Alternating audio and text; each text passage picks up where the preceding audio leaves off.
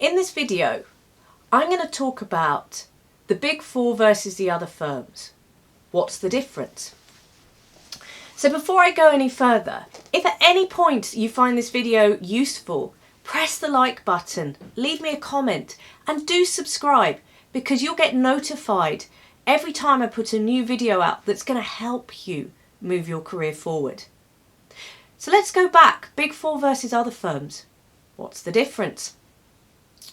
Well, let's first look at pay. Very often this is the first thing that we want to know. How much more am I going to get paid? And when you look at it, there's no other way to say it that the Big Four firms, so who are we talking about as the Big Four firms? PwC, EY, KPMG and Deloitte. They pay the most. And I spent the early part of my career with BDO, and they would acknowledge that we cannot compete with the Big Four on salaries. So the first difference is that the Big Four will pay more. Another difference between the Big Four versus the other firm, what's the difference? Another difference is how they are leveraged. So what do I mean about leverage? So leverage is typically the number of partners to the number of staff.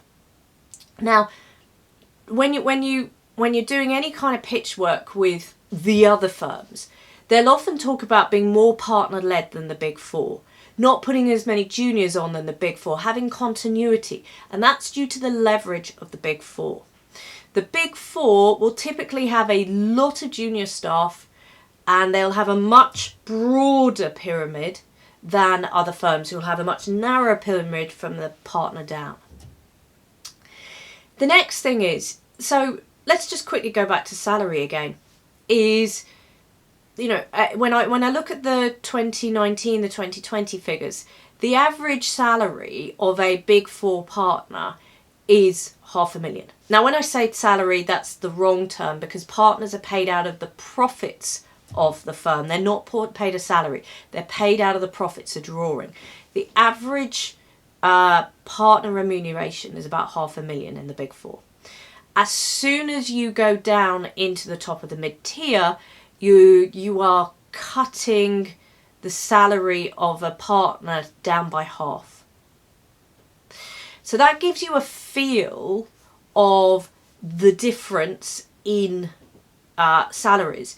It's not always that massive a division, but what you'll find is that typically a Big Four firm, you're going to be paid 20, maybe even 30% more than the next firm down. However, when it comes to the Big Four versus other firms, what's the difference? It's about working hours.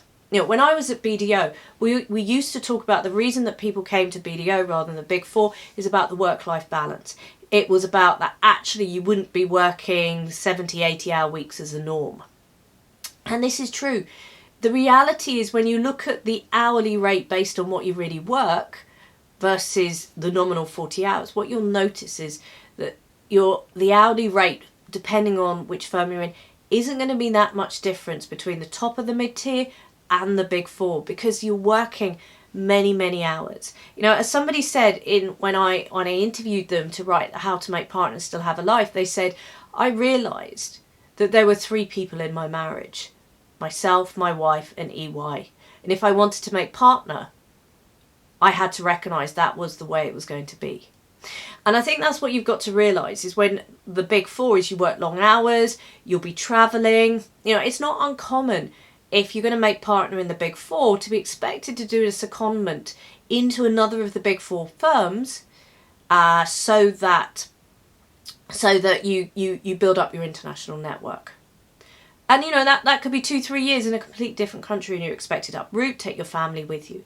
That is part of so one of the things to realise is the mid-tier and the Big Four all have these, you know, international networks that are commonly branded. Now, all of these are very much, they are individual firms within a network. They share the same branding. They may even share some of the same ways of working, but they are all separate legal entities. And the reason why is, go back in history when Arthur Andersen was on the scene and we had the big five, not the big four. Arthur Andersen was unusual. It was a single financial entity across the world. And then when the Enron scandal happened, and basically they lost their audit license in the US, which meant they had no business in the US. The trust was completely broken. The whole business toppled over. And that is the reason that you'll find many of the big four are reluctant, as well as the top and the mid-tier, to actually become a single financial entity. Now, the top of the mid-tier have these, we'll talk about, they will also be co-branded. The rest of when you go into the mid-tier, it might be that the first initials are commonly branded. I know when I was at BDO, we were BDO Story Hayward in the UK, and you'd have BDO, whatever the American firm was, and actually about 8 years ago, they commonly branded as BDO. Grant Thornton is Grant Thornton all over the world, but you'll find that the rest of the mid-tier tend to have the first three letters, say PKF, say I'm trying to think of some of the other letters, but you'll find that they'll have a common first name, and then they'll have their firm name after that. So what are the differences we've talked about so far? We've talked about the pay being different. We've talked about the working hours being different. We've talked about the leverage being different. But also the size of a partner portfolio is very different. So remember I talked about leverage. If you're in the big four, you would typically need a minimum of a £2 million portfolio in order to say I'm ready for partnership. And partners would be typically expected, if their audit, to be 2 to 3 million, if their consultancy to be 5 million, tax anywhere in between. And so typically within the big four, you'd be expected to have a portfolio size of between 2 and 10 million. And no, you did hear me right, between 2 and 10 million.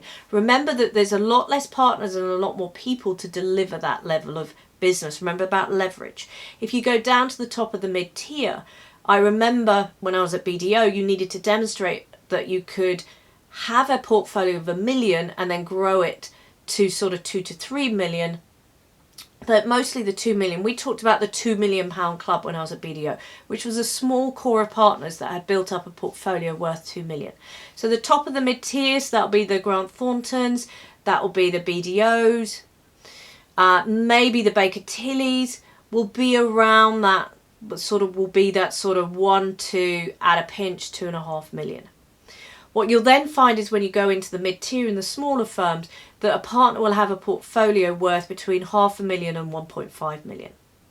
And so already you're seeing the leverage. So the smaller firms, the leverage is going to be a lot. You know, you're in a small firm, it might be the owner plus 2 other people, 3 other people, and they've got, 250, 300k size firm. And so the leverage is very, very different. That's why you hear the mid-tier talking about themselves as very partner-led. Now, what else is different? So it's about the type of business that they win. And this changes over time, but the big four are typically servicing the large multinational publicly listed companies. This is where they play. This is their home. They might go down into the big private companies, but they typically play in that big multinational space, which is why they can command such big fees, because they don't want a small audit. They only want the big multinational, the big listed companies.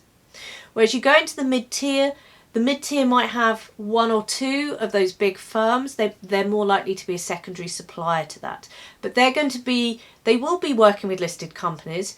And you take the likes of BDO in the UK, they have the most amount of listed companies on one of the stock markets, which is the AIM stock market. They will have part of the FTSE 350, FTSE 500. Typically in the US, the mid-tier will be doing some of those Fortune 500 firms.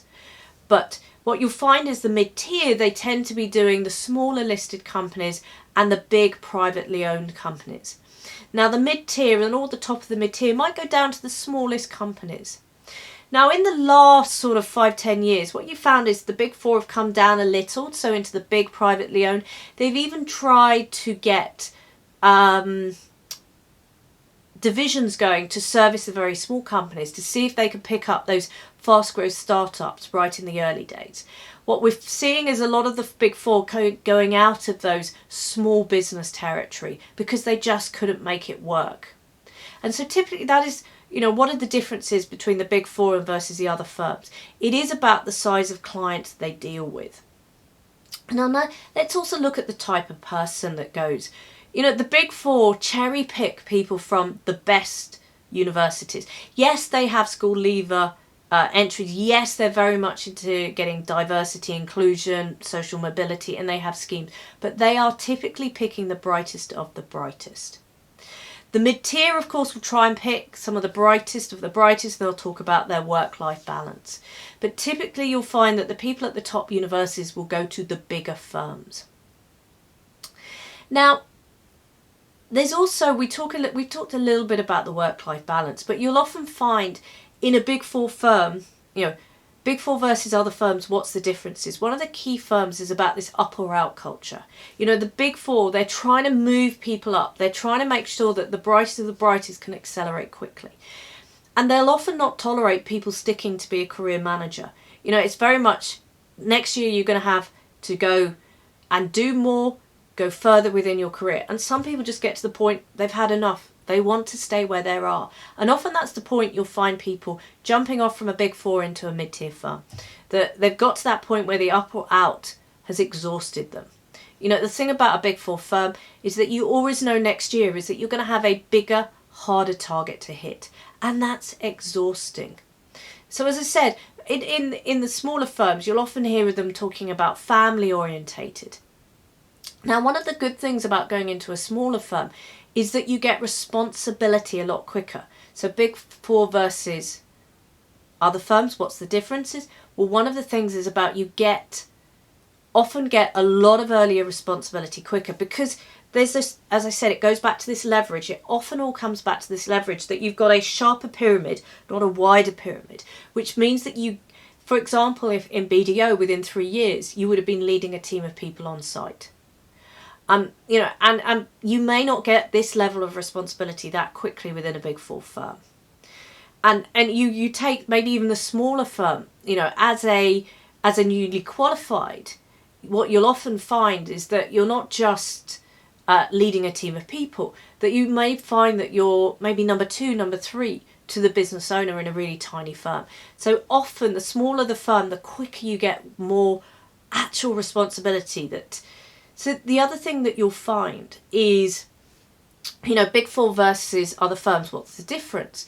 Is that in a Big Four, it's often the partner, the senior manager, the director that is the one that holds the client relationship. And actually you might get very little day-to-day client interaction if you're not at those level of roles. Whereas in a smaller firm, you're going to be getting that client interaction, that meaningful client interaction at a much, much earlier stage. So if you found this video useful, please press right, leave me a comment, I'd love to hear, and do subscribe, because you'll get notified when I do another video that's going to help you move your career forward within the professions. So what have we talked about? Big Four versus other firms. What's the differences? What have we talked about? We've talked about the leverage and how that dominates the size of portfolio you're going to need to make partner. Talks about the number of hours that you're going to work, how meaningful you get early responsibility.